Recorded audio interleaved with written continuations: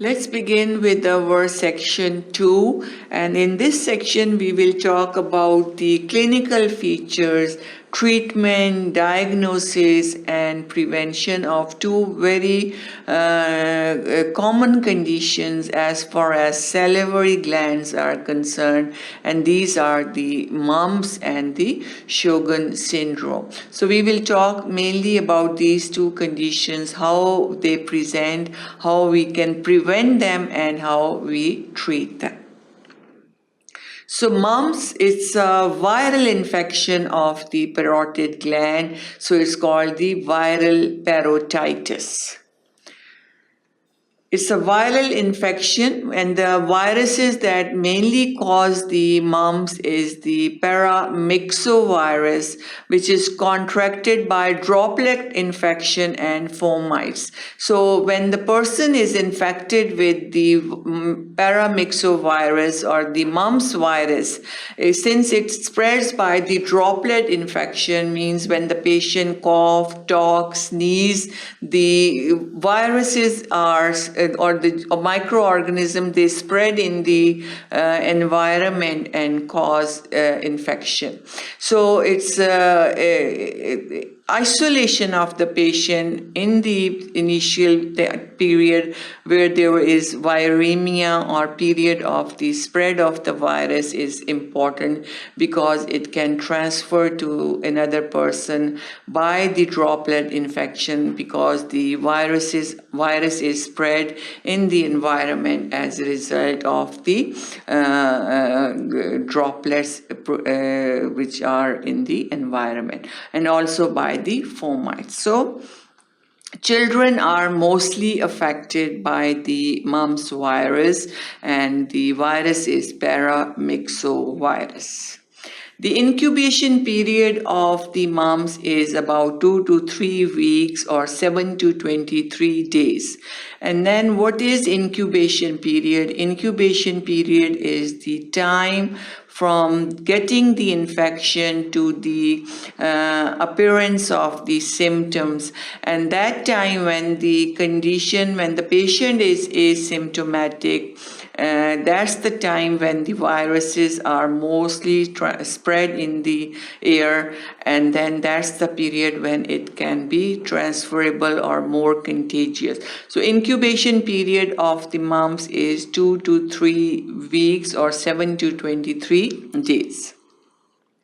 Virus is excreted through saliva, nasal and urinary excretions. So all these secretions, the virus is excreted in the saliva, in the nasal and the urinary secretions, and it's more common in children.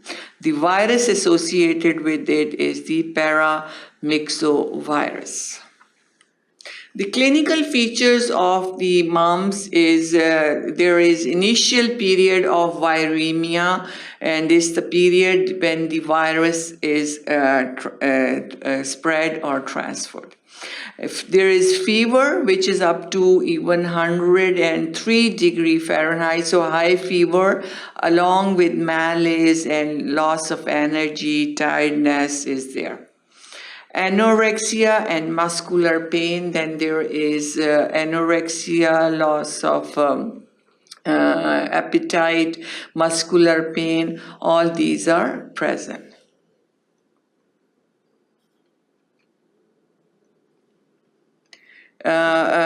Parotid swelling on one side is present, so there is swelling on one side of the face or in the parotid gland.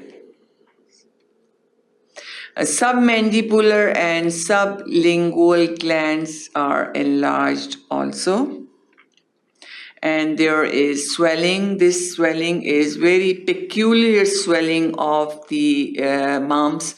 There is swelling of the face along with the neck, because submandibular and sublingual glands are also involved. So these are there is anorexia, muscular pain, swelling, fever, malaise. All these are the common clinical features associated with the mumps, and it's a viral infection, paramyxovirus, common in children, and the children who get this, it's mumps infection is if not treated properly, or if it's sometimes it can cause infertility in the males.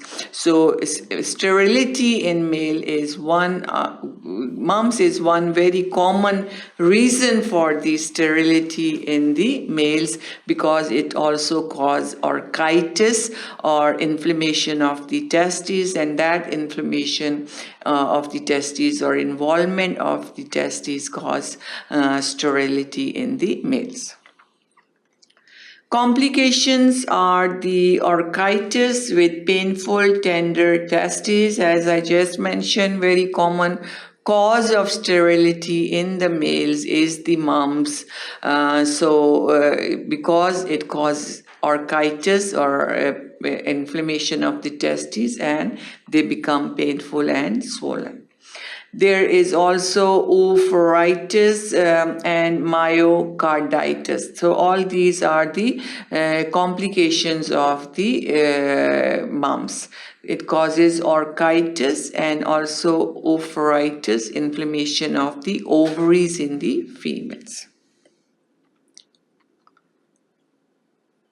Aseptic meningitis or meningoencephalitis. It's also the complication of the mumps. Unilateral sensory neural hearing loss, thyroiditis and pancreatitis, and nephritis and arthritis. So mumps is multi-systemic involvement occur in the mumps. It causes the infections in the testes, in the heart muscles, ovaries, meningitis, meningoencephalitis, and then we have sensory neural hearing loss, nephritis, and arthritis. So all these different organs or structures are involved with the mumps virus. The diagnosis is of the mumps is by the serum and urinary amylase levels are raised. Serum IgG and IgM, and IgM is present in 100% of the patients by day 5 of the mumps infection or viral parotitis. So these are some diagnostic tests for the mumps. The serum amylase level is raised. Then we have increased level of IgM by day 5, immunoglobulin M, in 100% of the patients. Treatment and prevention of the mumps is immunization is available, which is MMR, measles, mumps, and rubella, which is given at the age of 15 months. So it's very important that all newborns or all children are by age of 15 months should be immunized by the MMR. MMR is for measles, mumps, and rubella. So all these are covered with this vaccination, and it is given at 15 months of age. Very, very important to immunize the child with the MMR vaccination. Proper hydration is important, and then proper rest is important. Viral infections usually take their time, and they have to do like about 7 to 23 days, as mentioned. That's the incubation period, and the viral infections take their course. So the proper hydration and rest is very important once it occurs. Analgesics and cold and hot compresses over the parotid gland to reduce the swelling and the pain. Swelling persists for about 1 week. And orchitis is treated by cold compresses and support to the scrotum. So all these are the treatment options, and prevention is very important, and that prevention is by the immunization MMR given at 15th weeks. It's very important that we should immunize because the complications, as I mentioned, are serious. So if the complications can occur, it will be really harming and dangerous. So it's better that we should take the preventive measures and try to avoid the infection. Next condition is the Sjogren syndrome or the sicca syndrome. It's an autoimmune disorder involving exocrine glands of the body. So endocrine, we have endocrine glands in the body, then we have exocrine gland in the body. Endocrine glands are the glands which are the ductless gland. Endocrine are the ductless gland, don't have ducts. Their secretion directly go into the bloodstream. Exocrine glands are the glands in which their secretion is secreted with the help of the ducts. So exocrine glands are the glands with the ducts. Endocrine glands are the ductless glands. So Sjogren syndrome is the autoimmune disorder, and this disorder involves the exocrine glands of the body.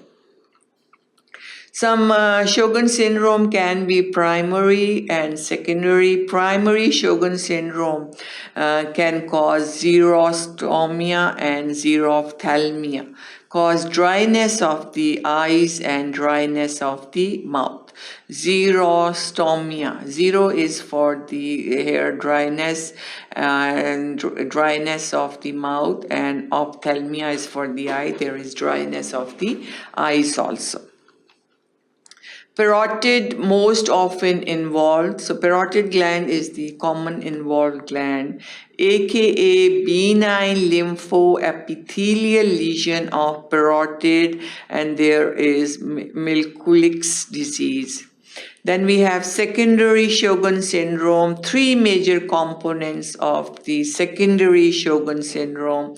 It is keratoconjunctivitis sicca. That's why it's also known as the sicca syndrome. So keratoconjunctivitis sicca, xerostomia, autoimmune connective tissue disorder. So Sjogren syndrome is an autoimmune disorder. So it also involves connective tissues of the body, and whenever there is attack, it can cause different body connective tissue problems. And here you can see it's keratoconjunctivitis sicca also. There is redness of the eyes and itching and burning and dryness of the mouth. See, these are three very important components of secondary Sjogren syndrome. And there is bilateral swelling of the salivary glands. So both sides are involved when the secondary Sjogren syndrome is present. More common in females, 90%, mostly the autoimmune disorders like Sjogren syndrome, like lupus erythematosus, the females are more commonly affected. So 90% of the cases of Sjogren syndrome also affects the females. The diagnosis is by the history and physical examination, very important. History and physical examination. History plays very important role in the diagnosis of the condition. Then we have Schirmer test is for the eyes, if they are dry or not. Then we have biopsy of lower lip, SSA and SSB antibodies, Sjogren syndrome A and Sjogren syndrome B antibodies. In autoimmune disorders, we have antibodies present. So the diagnosis or detection of those antibodies present is helpful in the diagnosis. And then we have raised ESR or erythrocyte sedimentation rate, positive rheumatoid factor, and positive anti-nuclear antibody test. So all these are the different tests for the diagnosis of Sjogren syndrome. So we have test for the dryness of the eyes, test for the antibodies present, then we have for elevated ESR rate as with any infections, and then we also look for the rheumatoid factor and a positive anti-nuclear antibody test. These are the tests for the Sjogren syndrome. So this was all about the mumps and the Sjogren syndrome. Both of these affect the different salivary glands. Mumps involve parotid, submandibular, and the sublingual glands. And similarly, Sjogren syndrome, which is an autoimmune disorder more common in females, can affect the salivary glands. Thank you for watching sqadia.com.